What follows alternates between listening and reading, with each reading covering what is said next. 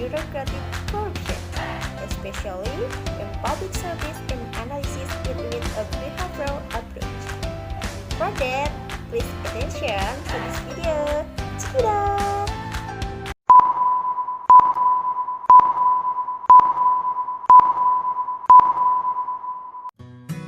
Corruption in Indonesia is like a very acute disease. Various antidotes have been given, but the disease has not been cured. The practice of corruption has been symptomatic and has infected almost all aspects of life, including in the realm of public service in the government bureaucracy. The public service sector is one of the wetlands related to this corruption. So, it's not surprising if cases such as illegal fees, gratuities, and the like often occur in this area.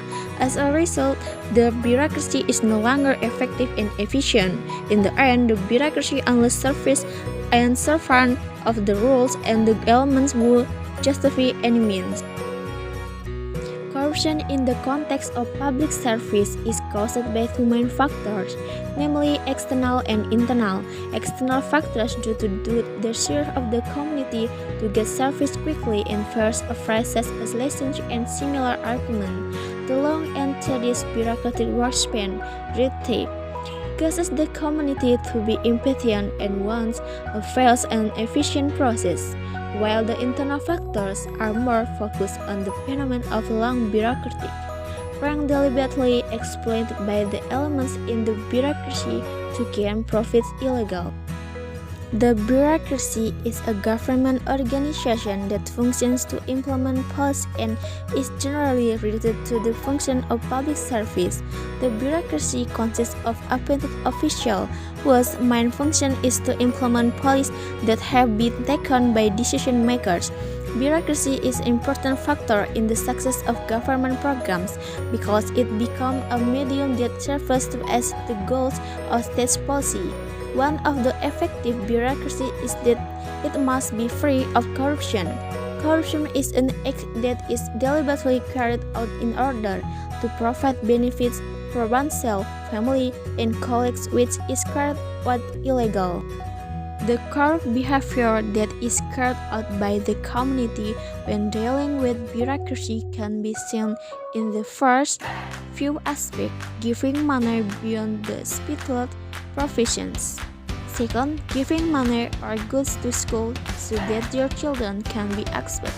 Third, giving money in processing SIM and STNK. Fourth, traffic offenders give each money. Giving extra money to officers in the public service sector is ingrained in Indonesia. The motive for this deed is generally because the community does not want to be conflicted with administrative problems. For example, in managing KTP, KK, and so on. When service ranks was very strict regulation that led people to prefer the first line, even though it has to be more expensive. Practice like this are commonly given in the process of administrative management, so that some people already think that this happens naturally.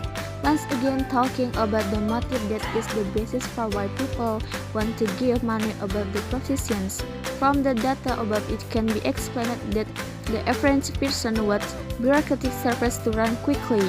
Firstly, does not want bureaucracy to run slowly and waste time. So in this way, the community then took a shortcut by giving additional money to officers.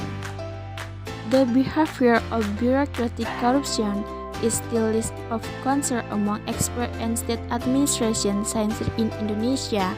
Problems associated with poor employee behavior in providing service to the community are always associated with the low wages they receive, low self-knowledge and awareness, low competence and work commitment. An act is said to be corrupt behavior when an employee expects a gift from someone, with the intention that the employees give special attention to the giver, even though the job has become the employee's obligation.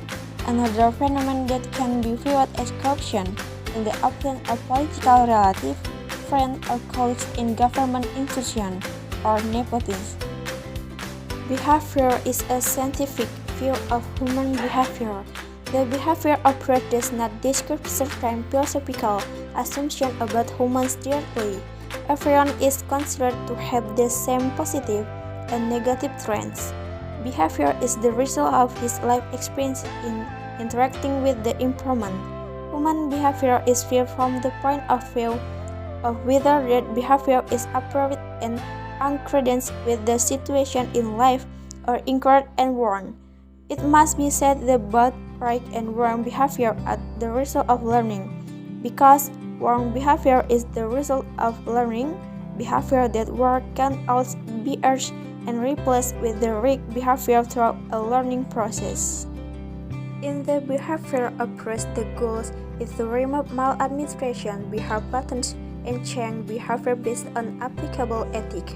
So, the bureaucratic corruption that occurs in public service can be avoided by referring to ethics and religion observance. This approach assumes that changing behavior through strengthening adaptive behavior and eliminating maladaptive behavior through punishment. There is a strategy as a solution to prevent corrupt behavior. First, strengthening the institutional capacity of the public service bureaucracy. This institutional strengthening can be realized through internal bureaucratic reform by implementing an internal control mechanism, giving sanctions and rewards, implement a code of ethics, internal auditing, and so on. Second, strengthening the capacity of human resources is one of the determinants of the success or failure of bureaucratic organization. Therefore, a professional bureaucracy must be filled by professional people, namely people who work with adequate competence. Release a professional bureaucracy can be done through a training program to increase competence and training on character building. Competency improvement is needed so that bureaucrats are competent and effective in work. Employers are expected to have increased knowledge and skill needed to support bureaucratic work.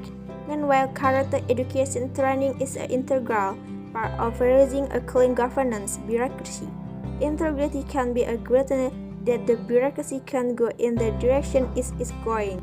This character education can be done through training which contains values about cooperation, honesty, discipline, and getting used to a culture of shame.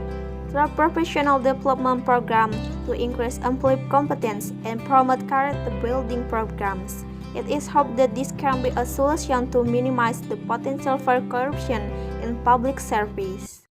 Okay, that's a brief explanation from me about bureaucratic corruption. Okay guys, if there is an error in speech, stay safe and healthy. See you next time. Bye.